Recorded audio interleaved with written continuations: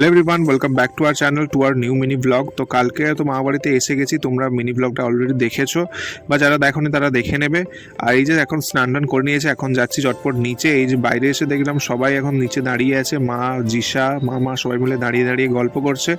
আর আজকে আমাদের রান্নাবান্না সব কমপ্লিট হয়ে গেছে। আজকে হয়েছিল চিকেন কষা, সেই জন্য মা সবাইকে যে চিকেন কষা দিয়ে দিচ্ছে, আর দেখতেও খুব সুন্দর হয়েছে। তারপর চিকেন কষা খেয়ে দিয়ে একটু ওপরে চলে গিয়েছিলাম, তারপর সবাই ডাকলো নিচে যে লাঞ্চ করতে হবে এবারে। তো এই যে লাঞ্চের এই হচ্ছে আজকের মেনু, আর তোমাদেরকে আর বললাম না, যাই হোক। আর এখানে চিকেন কষা তো আছেই, আর এইগুলো আছে, সবাই মিলে একসঙ্গে বসে পড়লাম লাঞ্চ করতে। তো বিকেলবেলা আমরা রেডি হয়ে গেলাম, তো আমি সবার আগে রেডি হয়ে নিচে চলে এসেছি, সেই জন্য আমি ভিডিওটা অন করছি। তারপর সবাই আসছে একজন একজন করে।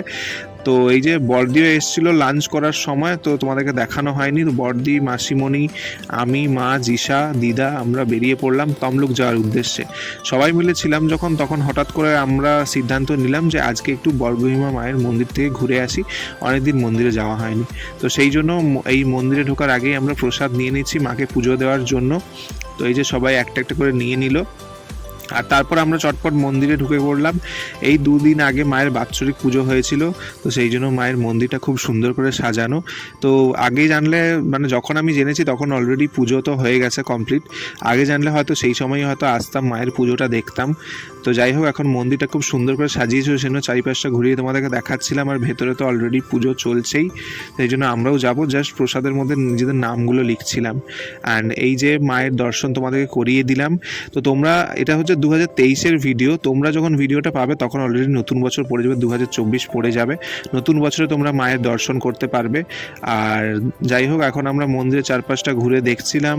আর এই যে যজ্ঞের এই যে কাঠগুলো পড়ে আছে, আর হোমকুণ্ড তো ওদিকেই আছে। আর এখানে মোমবাতি, ধূপ এগুলো জ্বালানোর জন্য আমরা এসছিলাম।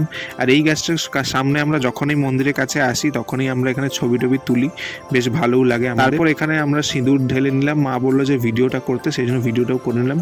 আজকে মন্দিরে বেশ ভালোই লোক ছিল, অতটাও মানে ভিড় ছিল না, বাট মোটামুটি লোকজন ভালোই ছিল। তারপর আমরা মন্দির থেকে বেরিয়ে পড়লাম বাড়ি যাওয়ার উদ্দেশ্যে।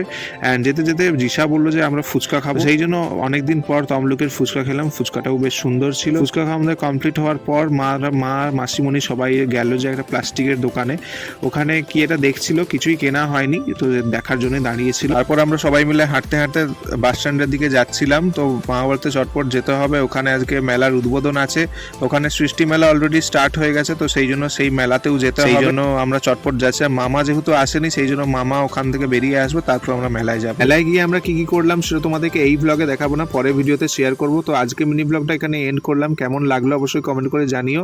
দেখা হচ্ছে নেক্সট মিনি ব্লগে, আজকের মতো বাই।